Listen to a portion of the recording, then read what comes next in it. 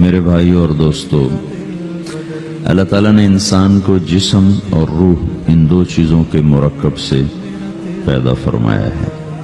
جسم کے بننے کا نظام اور ہے اور روح کے بننے کا نظام اور ہے۔ جسم کسی اور جگہ بنتا ہے اور روح کہیں اور سے آتی ہے۔ جسم زمین اور زمین کی غذاؤں کے مختلف مراحل پیش در پیش سے وقد خلقکم اطوارا، وہ مختلف شکلیں بدلتا بدلتا بدلتا ایک روپ میں ڈھلتا ہے، اور روح ایک لطیف اللہ کا امر ہے جس کا علم انسان کو نہیں دیا گیا۔ یسألونک عن الروح قل الروح من امر ربی وما اوتیتم من العلم الا قلیلا، کہ روح ایک اللہ کا امر ہے جس کے بارے میں تمہارے پاس کوئی علم نہیں ہے، لہذا اس کی تفصیل تم سمجھ نہیں سکتے ہو۔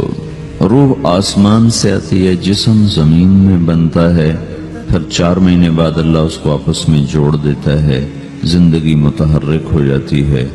روح ہی کے ساتھ زندگی کی بقا رہتی ہے۔ جب اللہ اس سے واپس نکال لیتا ہے تو سارے ٹائٹل ہٹ کر صرف ایک نام سب کو مل جاتا ہے، اور وہ میت کا ہوتا ہے۔ وہ حضرت مولانا ہو، وہ کوئی ڈاکٹر ہو، بادشاہ ہو، صدر وزیر ہو، سارے اعزاز ٹائٹل ہٹا کر اس پر میت کا لفظ مہر لگ جاتی ہے۔ اس میں سے کیا نکلا ہے؟ ہر چیز تو موجود ہے، اب یہ بولتا کیوں نہیں، اٹھتا کیوں نہیں، چلتا کیوں نہیں؟ اس میں سے روح نکل گئی ہے۔ روح ہمارے جسم کی اصل ہے، اسے نکال دو تو جانوروں کو بھی پتا ہے کہ اب یہ بے جان چیز ہے، چیونٹیاں کیڑے مکوڑے بھی اس کو کھانے لگ جائیں گے، جانور بھی کھانے لگ جائیں گے، زمین بھی اس کو گلانے لگ جائے گی، ہوائیں اس کو متغیر کرنے لگیں گی۔ روح انسان کے اندر ایک چلتا ہوا زندگی کا کارواں ہے۔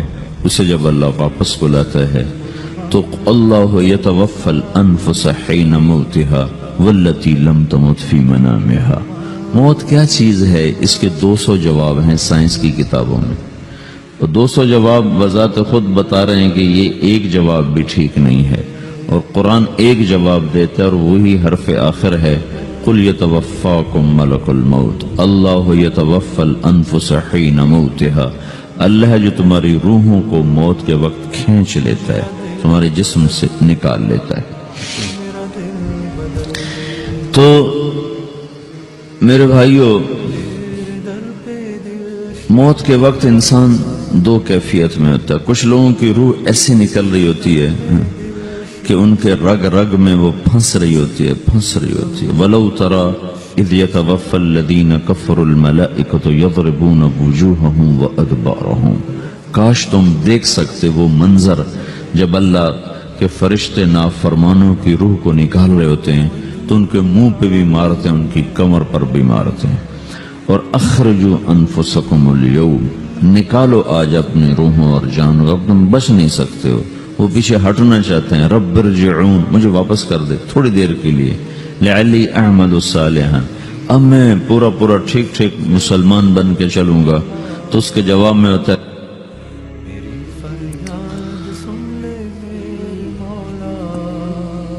اور حدیث پاک میں آتا ہے کہ ملک الموت اترتا ہے، اس کے ساتھ 4 فرشتے ہوتے ہیں۔ وہ 4 فرشتے آتے اس کی پٹائی شروع کر دیتے ہیں۔ ابھی پرسوں یہ حدیث میں نے پڑھی ابن ماجہ میں کہ ملک الموت کہتا ہے ایتھا النفس الخبیثہ کانت فی الجسد الخبیث، اے خبیث روح جو خبیث جسم میں تھی، اخرج، باہر آؤ۔ وہ واپس تو ہو نہیں سکتا، اپنے آپ کو روک تو سکتا نہیں، تو وہ حیران پریشان خوف زدہ، تو اس کے جواب میں اس کو ملک الموت کہتا ابشری بحمیم وغساق وآخر من شکلہ ازواج، تیار ہو جاؤ خوفناک عذاب کے لیے اور کھولتے پانیوں کے لیے، کانٹے دار جھاڑیوں کے لیے اور بے شمار عذاب کی شکلوں کے لیے۔ تو اس کی روح کو جب کھینچتے ہیں تو رگ رگ سے وہ کٹ کٹ کے نکلتی ہے، تو سارا وجود زیر و زبر ہوتا ہے، سکرات کا درد ساری دنیا کے دردوں پر حاوی ہے۔ جب اس کی روح نکلتی ہے اور اس کو لے کر آسمان پر چلتے ہیں تو دروازے پر پہنچتے ہیں تو اندر سے فرشتے پوچھتے ہیں کون ہے؟ کہتے ہیں فلاں فلاں کا بیٹا ہے۔ کا نفس خبیثہ فی الجسد الخبیث، یہ تو وہی بدماش ہے جو بدماش جسم میں تھا، یہ وہ بدبخت روح ہے جو بدبخت جسم میں تھی، اس کے لیے آسمان کے دروازے نہیں کھل سکتے، اسے واپس کر دیا جائے۔ تو آسمان کے دروازے لا تفتح لهم ابواب السماء ولا يدخلون الجنة حتى يلج الجمل في سم الخياط، کہ ان کے لیے آسمان کے دروازے نہیں کھلیں گے اور ان کے لیے جنت کے دروازے نہیں کھلیں گے، پھر یہ وہاں سے نیچے گرائے جاتے ہیں جو اللہ کا قید خانہ ہے سجین۔ وما ادراک ما سجین کتاب مرقوم، وہ تمہیں خبر نہیں کہ وہ کیا خوفناک قید خانہ ہے جو اللہ تعالیٰ نے بنایا ہے، اسے وہاں دھکیل دیا جاتا ہے۔ پھر قیامت تک اس کے لیے انتظار کی گھڑیاں ہیں اور عذاب کی شدت ہے۔ اور جب کوئی نیک آدمی اللہ تعالیٰ کے دربار میں جانے کا اس کا وقت آتا ہے تو اللہ تبارک و تعالیٰ فرماتے ہیں ان الذین قالوا ربنا اللہ ثم استقاموا تتنزل علیہم الملائکۃ الا تخافوا ولا تحزنوا وابشروا بالجنة التي كنتم توعدون نحن اولیاؤکم فی الحیاة الدنیا وفی الآخرة ولکم فیہا ما تشتہی انفسکم ولکم فیہا ما تدعون نزل من غفور الرحیم۔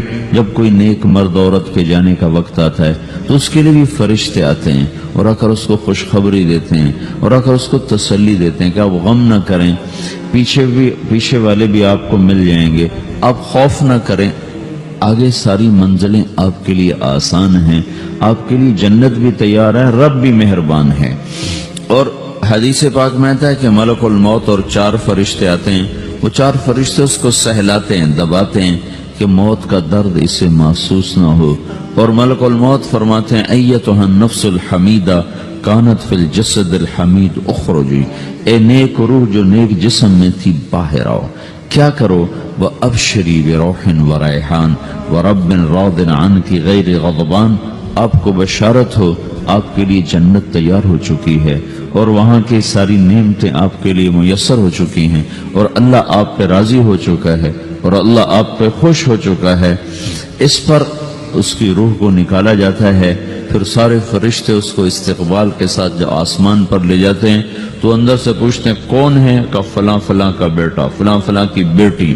کہتے ہیں نفس حمیدہ فی جسد حمید، یہ تو نیک روح تھی جو نیک جسم میں تھی، مرحبا بہی، اس کو ہم سب استقبال کس کا کرتے ہیں، اور ایک دم آسمان کے دروازے کھلتے ہیں، پھر وہ پہلا، دوسرا، تیسرا، چوتھا سارے آسمان پار کرتا ہوا اللہ پاک کے عرش کے نیچے کے جا کر، مرد ہے یا عورت، وہاں جا کر سجدے میں سر رکھتا ہے اور اللہ تعالیٰ فرماتے ہیں ہاں اس نے ہمیں خوش کیا، ہم اسے خوش کریں گے، اور اس کو عافیت کے ساتھ وہاں آسمان میں، پہلے آسمان سے لے کر اللہ کے عرش تک یہ سب ویٹنگ روم بنے ہوئے جہاں اللہ اپنے اپنے درجات کے مطابق جنت والوں کو ٹھہراتا ہے، اور وہ انتظار گاہ ہے اور وقت ختم ہو جاتا ہے، لہذا انتظار کی جو تکلیف ہے وہ بھی ختم ہو جاتی ہے۔ وقت ختم تو انتظار کا احساس ختم اور ٹائم کے گزرنے کا احساس ختم۔ تو جیسے اصحاب کہف کو اللہ نے غار میں داخل کر کے تو غار کے اندر سے وقت کو نکال کے باہر پھینک دیا، باہر 300 سال گزرے، اندر آدھا ہی دن گزرا تھا۔ وہ جب اٹھے تو وہ 25 برس کا نوجوان 325 سال کا ہو کے نہیں اٹھا، وہ 25 سال کی عمر میں اٹھا ہے، نہ ناخن بڑا ہے، نہ مونچھیں بڑی ہیں، نہ ان کی داڑیاں لمبی ہوئی ہیں، چونکہ تو زندہ تھے، مر نہیں گئے تھے، تو زندہ کے تو بال بھی بڑھتے ہیں، ناخن بھی بڑھتے ہیں، لیکن وہ اس طرح اٹھے کہ 300 برس گزر گئے اور 25 برس کا نوجوان 25 سال کی عمر میں اٹھا ہے، 20 برس کا 20 برس کی عمر میں اٹھا ہے، اور وہ کہنے لگے کم لبثنا، بھائی کتنا ٹھہرے ہیں؟ کہ یومن او بعد یومن، لگتا ہے کوئی دن، آدھا دن ٹھہرے ہیں۔ وہ صحیح کہہ رہے تھے، باہر اللہ تعالیٰ نے وقت کی گھڑی کو چلائے رکھا اور اندر غار میں اس کو سوئچ آف کر دیا، نکال دیا، یہاں وقت کو داخل نہیں ہونے دیا، تو وقت کے گزرنے سے جو بھی اثرات مرتب ہوتے ہیں وہ ان پر مرتب نہیں ہوئے، تو وہ آدھے دن کے بعد اٹھے ہیں، باہر 300 سال، اندر آدھا دن. یہی کچھ اللہ تبارک و تعالی برزخ میں کر دیتا ہے، وقت کو ختم کر دیتا ہے، گزرنے کا احساس نہیں ہوتا ہے. تو اس طرح میرے عزیزو، یہ دو موتیں ہر انسان دیکھتا ہے. جب وہ جنت کے فرشتوں کا استقبال دیکھتا ہے یا جہنم کے فرشتوں کی مار اور پٹائی کو سہتا ہے. رابعہ بصری رحمت اللہ علیہ کا انتقال ہونے لگا تو انہوں نے رات کو فوت ہوئی تو انہوں نے اپنی خادمہ کو بولا کہ فرمایا کہ کسی کو بتانا نہیں، جب میں مر جاؤں تو پڑوس میں 2-4 کو بلا کر نا میرا جنازہ پڑھوا دینا، اور جس کرتے میں تہجد پڑھتی تھی وہی میرا کفن بنا دینا، اور صبح بے شک لوگوں کو بتا دینا، میرے مرنے کے بعد میری میت کو رکھنا نہیں، فوراً دبا دینا. جب ان کا انتقال ہوا تو انہوں نے پڑوس کے 2-4-10-20 آدمی بلائے اور ان کو تدفین تجہیز سب کچھ ہو گئی. صبح شور مچا کہ وہ رابعہ بصری کا انتقال ہو گیا. تو اگلے دن وہ خواب میں اس خادمہ کو ملی اور کہا بیٹی تیری بڑی مہربانی، تو نے میری وصیت کے مطابق عمل کیا. اس نے دیکھا کہ انہوں نے ایک خوبصورت سبز لباس پہنا ہوا ہے. تو وہ فرمانے لگی، انہوں نے سوال کیا کہ آپ کے ساتھ قبر میں کیا ہوا؟ تو وہ کہنے لگی کہ میرے پاس منکر نکیر آئے تھے اور مجھ سے کہنے لگے من رب کی، تیرا رب کون ہے؟ تو میں نے کہا سبحان اللہ، 40 برس جس کو میں نہ بھولا سکی اس کو 4 ہاتھ زمین میں آ کے میں بھول جاؤں گی. ان کا 42 برس کی عمر میں انتقال ہوا تھا. تو وہ کہنے لگے سبحان اللہ، جس کو میں 40 برس نہ بھولا سکی میں اسے 4 ہاتھ زمین کے اندر آ کے بھول جاؤں گی. تو منکر نکیر کہنے لگے اس کا کیا حساب لینا؟ پھر انہوں نے پوچھا کہ وہ آپ کا وہ کرتا کہاں گیا تہجد والا جس میں آپ کو کفن دیا تھا؟ کہا وہ اللہ نے مجھ سے لے لیا ہے اور میرے اعمال کے خزانے میں رکھ دیا ہے. قیامت کے دن میرا وہ کرتا بھی میرے ترازو میں تولا جائے گا اور مجھے یہ لباس پہنایا ہے جو جنت کا لباس ہے. یہ بھی ایک موت ہے. اس طرح بھی لوگ مرتے ہیں. اور دوسری بھی ایک موت ہے، ہمارے علاقے کی بتا رہا ہوں، اپنے علاقے کی. ایک زمیندار مر گیا، اس کی قبر کھودی، ساری بچھوؤں سے بھری ہوئی، ایسے جیسے چیونٹیاں پھر رہی ہوتی. تو انہیں وہ بند کر کے دوسری کھودی، ساری بچھوؤں سے بھری ہوئی. پھر وہ بند کر کے تیسری کھودی، ساری بچھوؤں سے بھری ہوئی. قبرستان میں اتنے بچھو کہاں سے آ گئے؟ یہ زمین کے بچھو نہیں ہے، یہ آخرت کی بلائیں ہیں جس کے ساتھ اب اس سے قیامت تک رہنا ہے اور گزارا کرنا ہے. تو یہ 2 طرح کی موتیں روزانہ لوگ مرتے ہیں، روزانہ لوگ مرتے ہیں. جب نماز کا وقت ہوتا ہے ملک الموت ساری دنیا کا چکر لگاتا ہے اور دیکھتا ہے کون پڑھ رہا ہے کون نہیں پڑھ رہا، کون پڑھ رہا ہے کون نہیں پڑھ رہا. جو نماز کی پابندی کرتا ہے اس کی موت آسانی سے ہوتی، جو نماز میں غفلت کرتا ہے اس کے ساتھ موت کے وقت شدت اور سختی اختیار کی جاتی. تو بھائیو، یہ ایک جسم ہے، ایک روح ہے. روح باقی رہنے والی چیز ہے، جسم مٹ جاتا ہے، پھر اللہ سے قیامت کے دن نیا جسم عطا فرمائے گا، ایک نیا جسم دیا جائے گا. روح وہی ہے جو اللہ کے خزانوں میں جمع ہو جاتی ہے. نافرمان کی سیاہ کالی روح ہوتی ہے، فرما بردار کی روشن چمکدار روح ہوتی ہے. تو اللہ نے کچھ تقاضے جسم کے رکھے ہیں اور کچھ روح کے رکھے ہیں.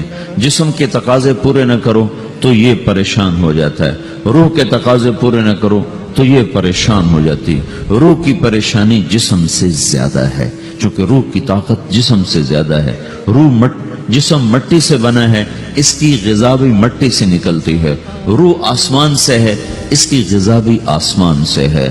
روح کا تعلق جب تک اللہ سے نہیں جڑتا اس سے بھوک اور پیاس لگتی رہتی ہے. جسم کو جب تک روٹی اور پانی نہ ملے یہ تڑپتا اور پریشان رہتا ہے. جیسے اللہ تعالیٰ نے ہمارے جسم میں روٹی اور پانی کی طلب کو بے ساختہ رکھ دیا ہے. میں بیان کے دوران بھی پانی پی رہا ہوں، آپ دیکھ رہے ہیں کہ میرا حلق سوکھ جاتا ہے، مجھے طلب محسوس ہوتی ہے پانی. حلق سوکھتا ہے پانی کی طرف بھاگتے ہیں، بھوک لگتی ہم روٹی کی طرف بھاگتے ہیں. یہ ایک ایسا اندر میں آٹومیٹک سسٹم ہے کہ ہم اس کو آف نہیں کر سکتے. یہ سوتے سوتے بھی بھوک کی وجہ سے آنکھ کھل جاتی، سوتے سوتے پیاس کی وجہ سے آنکھ کھل جاتی ہے. یہ ایسا خود اللہ تعالیٰ نے ساختہ نظام بنایا ہے کہ آپ اپنے جسم میں روٹی اور پانی کی طلب کو نہیں نکال سکتے. میرے عزیزو، ٹھیک اسی طرح اللہ نے انسانی روح میں اپنی طلب رکھ دی ہے. اور اپنے رسول کی طلب رکھ دی ہے۔ یہ دو طلب ایسی ہیں کہ یہ آپ کے جسم روح سے نکل نہیں سکتی۔ جیسے بھوکا روٹی نہ کھا لے، پیاسا پانی نہ پی لے، اسے چین نہیں آ سکتا، وہ روح جو اللہ اور اس کے رسول سے نہ آشنا ہے، جب تک وہ وہاں تک پہنچ نہیں جاتی اسے چین نہیں آ سکتا، اس کا اندر پریشان رہے گا۔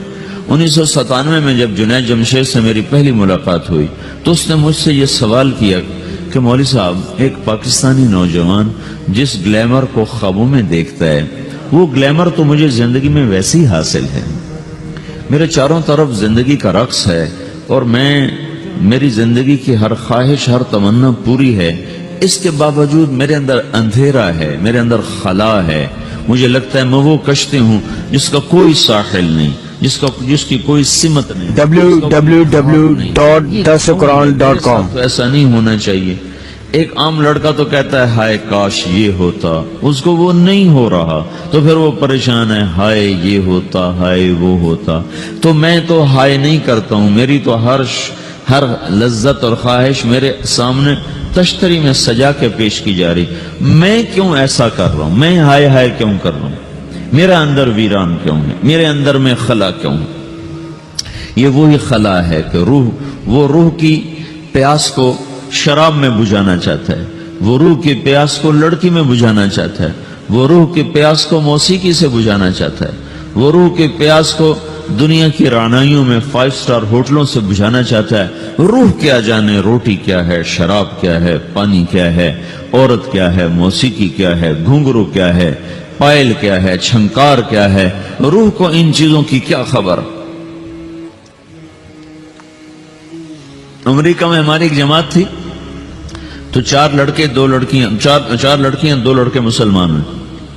تو ایک لڑکے کا نام رکھا تھا ابراہیم، اور اس کو جب پڑھایا نا کلمہ، انہوں نے کہا ہائے، انہوں نے کہا ہائے، وہ دونوں ہاتھ یہاں رکھے سینے پر، دل پر، کہا ہائے۔ تو ہمارے ساتھی ہیں ڈاکٹر اختر، وہ کہنے لگے کیا ہوا کیا ہوا؟ کہنے لگا جب سے ہوش سنبھالا یہ جگہ خالی تھی، یہ تیرے کلمہ پڑھانے پر بھر گئی ہے کہ میری خوشی سے ہائے نکل گئی۔ یہ جگہ خالی رہے گی، یہاں شراب نہیں پہنچ سکتی، یہاں نغمہ اور موسیقی نہیں پہنچ سکتی، یہاں تالے لگے ہوئے ہیں، یہاں تک کوئی آواز نہیں جا سکتی۔ دل کے تاروں پر ایک ہی نغمہ چڑھ سکتا ہے اور وہ اللہ کی یاد کا ہے اور اللہ کی محبت کا ہے اور اللہ کے رسول کی محبت کا ہے، باقی کوئی مضراب ایسا نہیں جو ان تاروں کو چھیڑ سکے، باقی کوئی چیز آواز ایسی نہیں جو دل کی دنیا پر جا کر دستک دے سکے۔ یہاں بند دروازے ہیں، یہاں صرف اللہ پہنچے گا، اللہ کے رسول کا تعلق پہنچے گا، باقی کوئی چیز یہاں نہیں جا سکتی۔